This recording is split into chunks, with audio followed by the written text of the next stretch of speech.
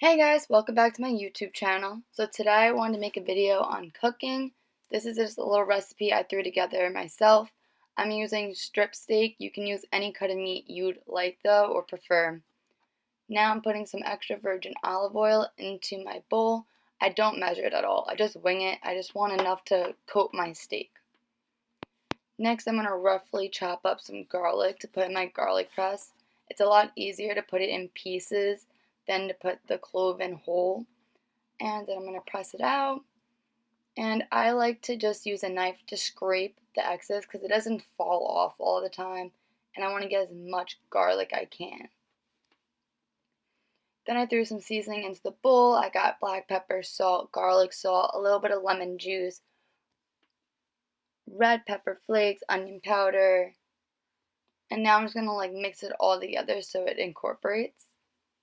This is Rebel. She's very nosy, so she came to say hi and see what I was doing. Luckily for me, my grandma does grow her own herbs outside, so I just kind of went outside, picked some basil. I like to crack the basil. I feel like it makes the aromas a lot better. And then I went over to get some fresh parsley. When I pick my parsley, I tend to pick the darker green pieces. I don't know, I just feel like those ones are the best. So I picked that. I also picked myself about 2 to 3 pieces of thyme. I love using thyme in recipes. So now, obviously, I've been washing my hands in between everything. So I rinse off my herbs. Now I'm going to get them ready to just roughly chop them up. And when it comes to chopping my herbs, I don't want small pieces at all, really. I want just nice rough chops. I want to get the flavor of the herbs to really infuse into my oil. So I'm going to throw my pieces in. For the thyme, I just kind of pulled the leaves off of the stalk or stem. Now for my meat, I always wash my meat.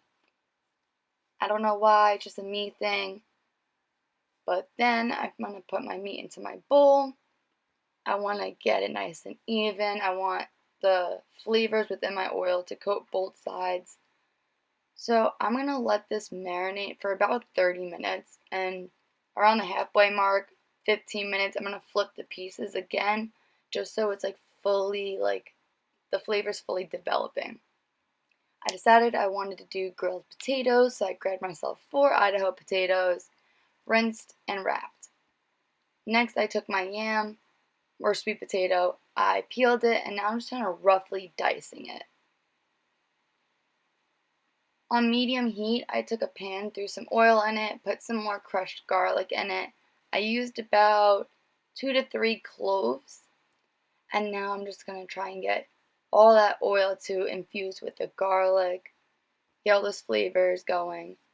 Now I'm throwing in my sweet potatoes, and I also chopped up some garlic to put in with my sweet potatoes, whole pieces.